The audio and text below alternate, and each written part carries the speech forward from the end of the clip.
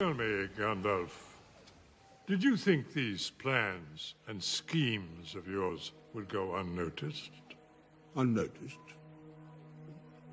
No, I'm simply doing what I feel to be right. The dragon has long been on your mind. It is true, my lady. Smaug owes allegiance to no one. But if he should side with the enemy... A dragon could be used to terrible effect. What enemy? Gandalf, the enemy is defeated. Sauron is vanquished. He can never regain his full strength.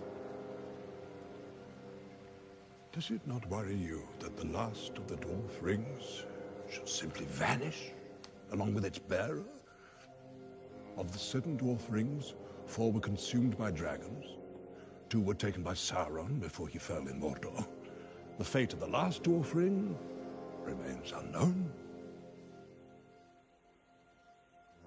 The ring that was borne by Thrain. Without the ruling ring of power, the 7 are of no value to the enemy.